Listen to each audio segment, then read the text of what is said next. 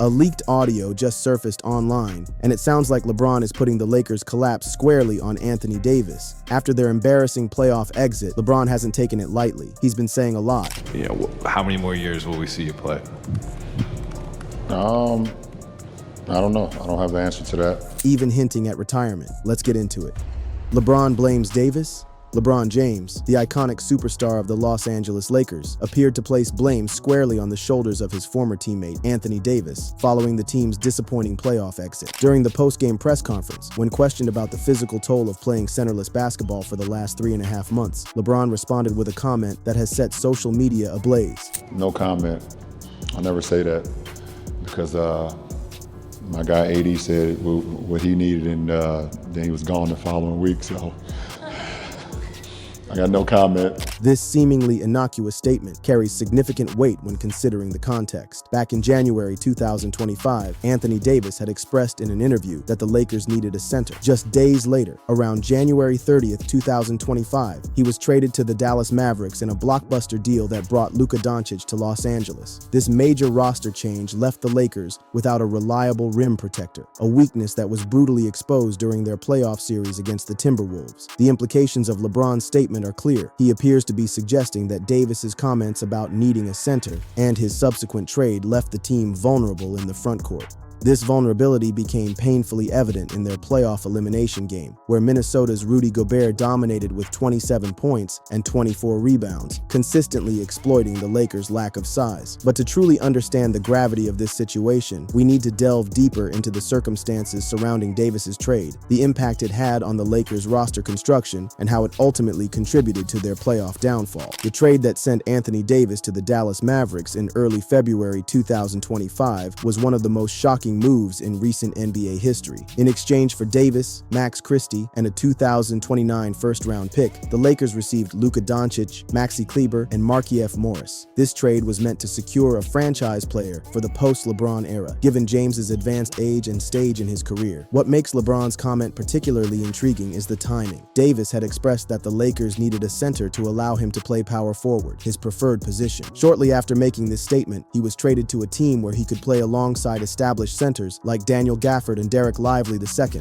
enabling him to avoid the physical demands of playing center, which he found taxing with the Lakers. This trade required Davis's approval due to his no-trade clause, suggesting that he was willing to leave the Lakers for a situation that better suited his playing style. The Mavericks offered a roster that aligned with his positional preference, allowing him to play power forward instead of center, which he found taxing with the Lakers. Consider this comparison of center situations between the two teams. With the Lakers, Davis was surrounded by Jackson Hayes, Maxi Kleber, and Markieff Morris, forcing him to primarily play center. In contrast with the Mavericks, he could play power forward alongside Daniel Gafford and Derek Lively II. This stark difference highlights why Davis might have seen the Mavericks as a better fit, allowing him to reduce the physical toll of playing center, something he had advocated against during his time with the Lakers. But what about the relationship between LeBron and Davis? Were there underlying tensions that contributed to this situation? By all accounts, their personal relationship remained strong despite the trade. Davis emphasized in interviews that "ain't no change for me, it's a business," indicating a professional perspective on the trade. LeBron reportedly stayed in touch, texting Davis frequently, and both players planned to meet over the summer. However, the professional impact of their separation was profound. The Lakers struggled without Davis's rim protection, particularly in their playoff series against the Timberwolves. In their elimination game, they were out-rebounded 54-37, highlighting their size disadvantage without Davis patrolling the paint. LeBron himself acknowledged the defensive void left by Davis's departure in a candid moment captured on video. Losing Anthony Davis, who's a Defensive Player of the Year candidate every year, it was either one or two things for us when we lost. It's either be the worst defensive team in the league, or now it's like, oh,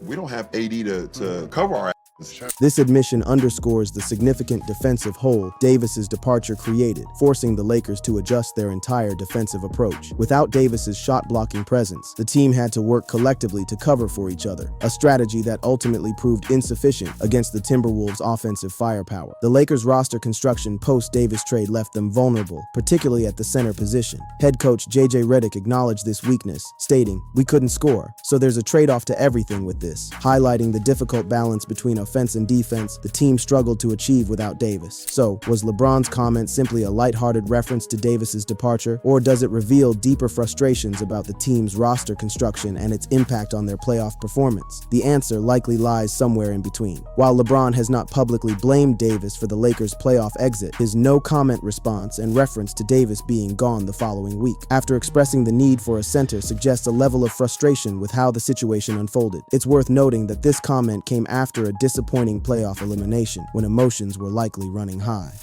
The collapse unfolds. The Los Angeles Lakers' playoff collapse against the Minnesota Timberwolves wasn't just a simple case of one team outplaying another. It was a multifaceted breakdown that exposed fundamental flaws in the Lakers' roster construction, coaching decisions, and overall team dynamics. To fully understand what went wrong, we need to examine the series through multiple lenses, looking at how various factors contributed to their stunning first-round exit. The most glaring weakness throughout the series was the Lakers' lack of size, particularly at the center position. This deficiency became painfully evident in Game 5, where Rudy Gobert dominated with 27 points on 12 of 15 shooting and 24 rebounds, exploiting the Lakers' inability to match his size and physicality. The team's tallest starter was 6'8", while Gobert, at 7'1", had a clear advantage, leading to a 54-37 rebounding disadvantage in the decisive game. This size mismatch wasn't just a one-game anomaly. It was a systemic issue that plagued the Lakers throughout the series. The Timberwolves consistently exploited this weakness, using their size advantage to dominate the glass and control the paint. Without Anthony Davis's shot-blocking presence, the Lakers struggled to protect the rim, allowing Minnesota's players to attack the basket with impunity. JJ Redick, in his first year as head coach, acknowledged these challenges in his post-game press conference. Shot 12 for 52 for the series in the fourth quarter from three. On top of that, you lose 2 games in Minnesota, minus 12 in scoring opportunities, minus 13, and then you lose by 20 tonight.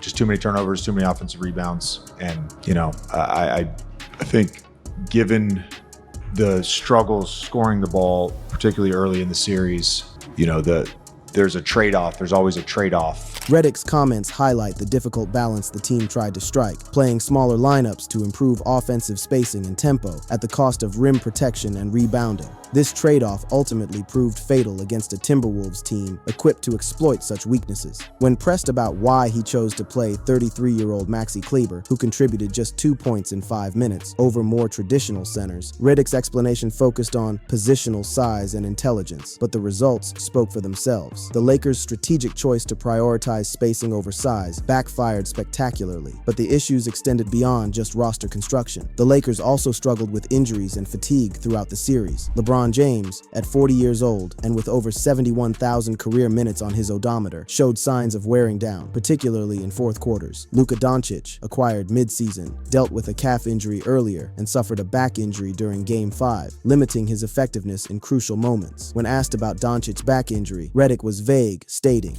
I assume it's tight. I don't know. I know he could play. And obviously, he had some good stretches there in the second half, scoring the basketball.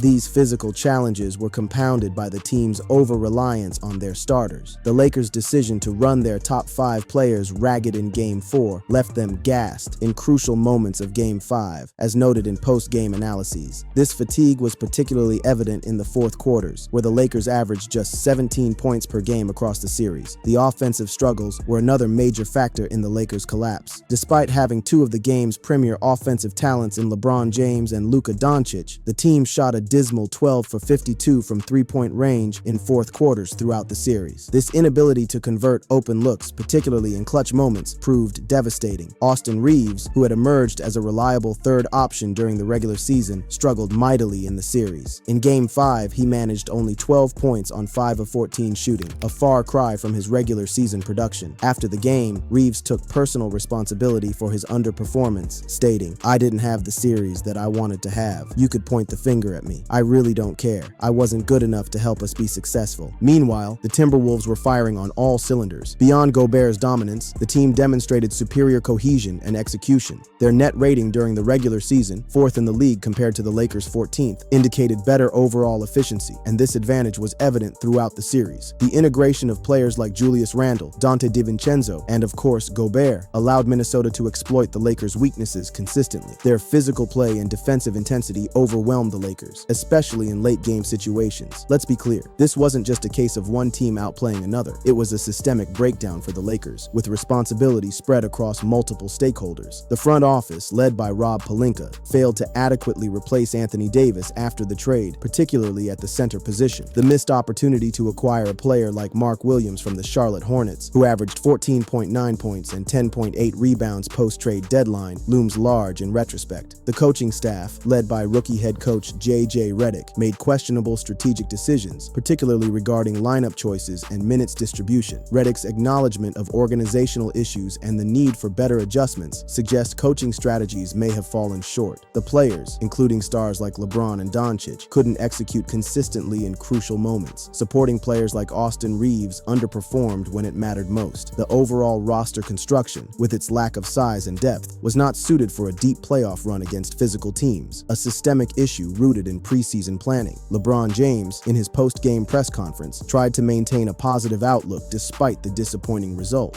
I don't know. Obviously, for me, since my first NBA Finals appearance, I think in 2007, the moment I got an opportunity to be a part of that and taste that feeling, from there on, every season that I did not make it to the finals or did not win a championship has been a disappointment. So it'd be the same for me, be the same off season of disappointment and unfulfillment, have an opportunity, to play longer and give yourself an opportunity to play for the Larry O'Brien Trophy. So nothing changes for me. Despite this measured response, LeBron's no comment about the physical toll of playing centerless basketball speaks volumes. It suggests a level of frustration with the roster construction that left the team vulnerable in Davis's absence. When asked about his future with the Lakers, LeBron was non-committal. I don't have the answer to that. Something I sit down with my family, my wife, and my support group and kind of just talk through it and see what happens. And then just have a conversation with myself on how long I want to continue to play. I don't know the answer to that right now, to be honest, so we'll see. This uncertainty adds another layer of complexity to the Lakers' situation. At 40 years old, turning 41 in December 2025, LeBron is nearing the end of his storied career. His decision to continue playing will significantly impact the team's future plans. But the question lingers. Does LeBron truly believe the Lakers can win with him? Is he playing simply because he doesn't want to relocate? Or is he staying with the Lakers to potentially play with his younger son when he becomes eligible for the draft? These questions remain unanswered, but they're crucial considerations as the team looks to the future. As sports analyst Stephen A. Smith put it, LeBron James is still an all-world player. He's still one of the greatest. There is no question in that. But if conditioning is an issue with Luka and the ability of the Lakers front office to do something to improve the roster are all high question marks, where does that leave LeBron James? Is he really playing to win? Meaning, does he believe that they can win with him? In terms of the immediate aftermath, fan reactions to the elimination were predictably intense. Lakers fans expressed disappointment and debated the reasons for the loss, pointing fingers at various factors including coaching decisions and player performance. Meanwhile, Timberwolves fans celebrated their victory, reveling in knocking out one of the league's most storied franchises. Media coverage was extensive, with analysts dissecting every aspect of the Lakers' failure. Kevin O'Connor announced a podcast episode dedicated to the Lakers' collapse, focusing on Redick's coaching and Gobert's dominant performance. Publications like Bleacher Report analyzed who was to blame, pointing to coaching decisions, player performances, and roster construction. The collapse has left the Lakers at a crossroads, with uncertainty about player contracts and potential roster changes looming large. In the next segment, we'll explore what the future holds for the Lakers, examining potential off-season moves, the team's long-term strategy, and whether LeBron James and Luka Doncic can lead this franchise back to championship contention. The road ahead.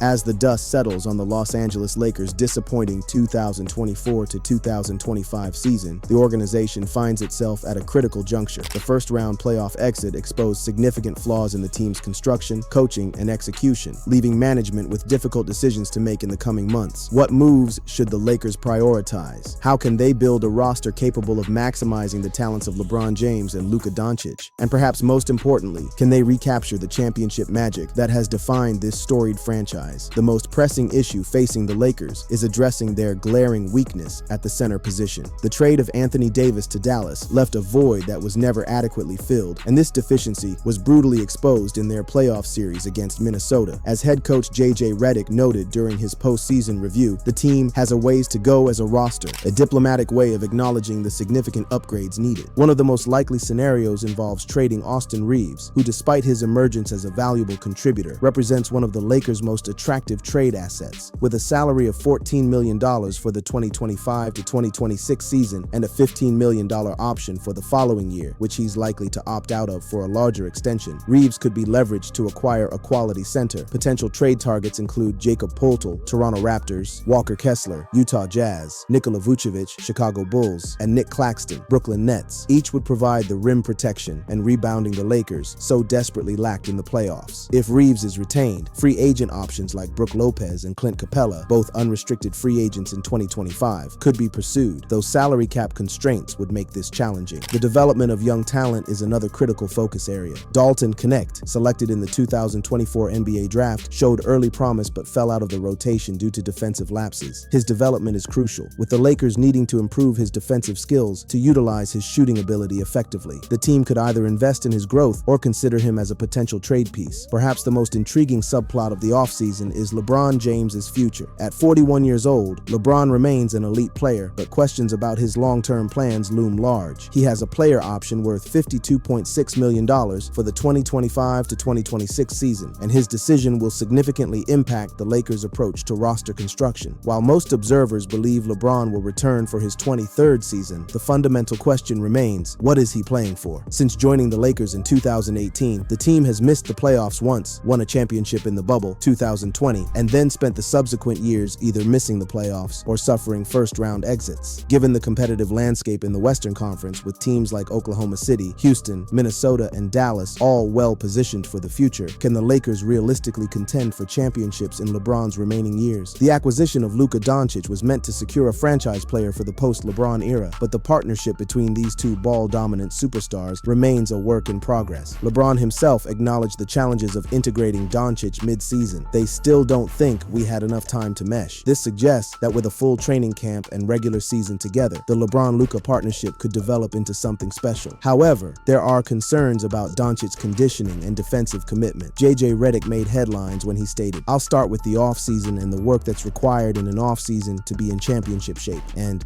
we have a ways to go as a roster, and certainly there are individuals that were in phenomenal shape. There's certainly other ones that could have been in better shape." While Redick didn't name names, the implication was clear. Doncic's conditioning needs improvement. As sports analyst Stephen A. Smith observed, that may not be the only person he's talking about, but clearly he's talking about him at the very least. He's the one that's going to have the ball in his hands the majority of the time. He's going to be the face of the franchise for the next decade, or at least the foreseeable future. He is a basketball iconic superstar, globally, I might add. And so because of that, you're looking at him and the conditioning or lack thereof, the manner in which he was attacked, the fact that in Game 5, in the closeout game, he gave up 9 blow-bys, for crying out loud. addressing Doncic's conditioning and defensive commitment will be crucial for the Lakers' future success. As the new face of the franchise, he needs to set the standard for professionalism and preparation. The coaching staff, led by J.J. Redick, will also be under scrutiny. In his rookie season as head coach, Redick had mixed results, guiding the team to the 3rd seed in the Western Conference, but falling short in the playoffs. LeBron praised Redick's growth as a coach. But I think whatever happens, I think JJ is going to continue to grow.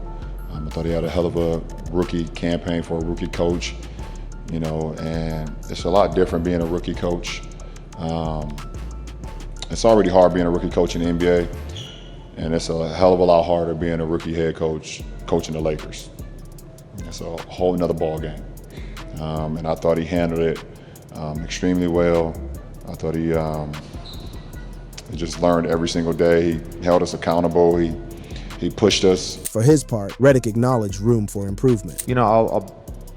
I'll use my own thoughts to evaluate myself, and I'll use what my players say and what my coaching staff says to evaluate. But I know I can be better, and I know I will get better. I don't necessarily take any satisfaction from how the year went. That's not to say I'm not proud of what the group was able to do and how we were able to figure things out on the fly and put ourselves in a position to have home court in the first round. But there's always ways to get better, and I can get a lot better. With limited draft capital, just one late second-round pick in the 2025 NBA draft, the Lakers are scouting prospects, but will likely need to explore trades to acquire additional picks or players. The team's history of bold moves, such as the Doncic trade, suggests they may continue this aggressive approach in pursuit of championship contention. It's worth considering the historical context of the Lakers franchise. With 17 NBA championships, including titles in every decade except the 1960s and 1990s, expectations are always high. The franchise has traditionally been able to attract star talent, from Wilt Chamberlain to Shaquille O'Neal, and the recent acquisition of Doncic aligns with this tradition. However, the current salary cap environment presents challenges that weren't as restrictive in previous eras. The comparison between the Lakers' current situation and their championship team from 2020 is instructive. Anthony Davis himself noted the differences in roster construction. I think we need another big. I feel like I've always been at my best when I've been the 4. And having the big out there, we know it worked when we won the championship with JaVale and Dwight. I'm at the 5 and I'm at the 4. While Davis is no longer with the team, his assessment of the roster construction remains relevant. The Lakers need to find the right mix of complementary pieces around LeBron and Doncic, players who can provide shooting, defense, and size. In terms of immediate priorities for the offseason, the Lakers should focus on adding a starting caliber center, whether through trade or free agency, and acquiring a reliable rim protector should be the top priority. They should also invest in developing young talent, particularly focusing on Dalton Neck's defensive skills and determining his long-term role with the team. Finding ways to balance LeBron and Luka's strengths by designing offensive sets that maximize both players' abilities without having them step on each other's toes will be crucial. Improving depth through adding reliable bench players who can contribute in the playoffs and reduce the burden on the starters is essential. Finally, addressing three-point shooting issues through player development or roster additions is necessary, given the team's poor shooting, particularly in fourth quarters during the playoffs. The Lakers' front office, led by Rob Pelinka, has shown a willingness to make bold moves in pursuit of championship contention. The acquisition of Doncic is the latest example of this aggressive approach. However, the challenge now is to build a complete team around their 2 superstars, addressing specific weaknesses while maintaining enough flexibility for future moves. Looking ahead to the 2025 to 2026 season, the Western Conference will remain highly competitive. The emergence of teams like Oklahoma City and Minnesota, along with the continued strength of Denver and Dallas, means the path to championship contention will be challenging. However, with the right moves this offseason, the Lakers could position themselves for another title run. As LeBron James potentially enters the final chapter of his illustrious career, the Lakers face the dual challenge of competing now, while also building for the future around Luka Doncic. Balancing these priorities will require shrewd management, creative roster construction, and a bit of luck. In conclusion, while LeBron's comment about Anthony Davis may have sparked speculation about blame for the Lakers' playoff collapse, the reality is more complex. The team's elimination was the result of multiple factors: roster construction, coaching decisions, player performances, and the strength of their opponent. Moving forward, addressing these issues will be crucial for the Lakers to return to championship contention. The legacy of LeBron James and the future of Luka Doncic hang in the balance as the Lakers navigate this critical offseason. With the right moves, they can honor their storied past while building a bridge to a promising future. The road ahead may be challenging, but for a franchise with the history and resources of the Los Angeles Lakers, returning to championship contention is always the expectation. The coming months will reveal whether the organization can rise to this challenge, transforming the disappointment of this season's collapse into the foundation for future success. What makes this offseason particularly fascinating is the delicate balance the Lakers must strike between immediate competitiveness and long-term sustainability. With LeBron James in the twilight of his career, there's an urgency to maximize his remaining years by surrounding him with a championship-caliber supporting cast. Yet simultaneously, the organization must plan for the post-LeBron era by building a foundation around Luka Doncic that can sustain success for years to come. The acquisition of Doncic represented a bold bet on the future, but integrating him with LeBron mid-season proved challenging. As LeBron noted in his post-game comments, the team had to completely reimagine their offensive approach after the trade, shifting from a system built around around Davis to one that could showcase Doncic's unique talents. This adjustment period was expected, but the playoff series against Minnesota revealed just how much work remains to optimize this partnership. The Lakers front office will need to be creative in addressing their roster deficiencies, particularly given their limited draft capital and salary cap constraints. Beyond the obvious need for a starting caliber center, the team must improve its perimeter shooting, defensive versatility, and overall depth. Finding players who complement both LeBron's and Luka's styles will be crucial, as will developing young talents like Dalton Knecht, who could potentially provide cost-effective production. Head coach J.J. Redick faces his own set of challenges heading into his second season. While he received praise from LeBron for his rookie campaign, the playoff series exposed areas where his coaching experience showed. Redick will need to refine his rotations, late-game execution strategies, and defensive schemes to maximize the team's potential. His emphasis on conditioning improvement suggests he recognizes the need for greater physical preparation heading into next season. For Luka Doncic, this offseason represents a critical opportunity for growth. At just 26 years old, he's entering his prime years as the face of one of the NBA's premier franchises.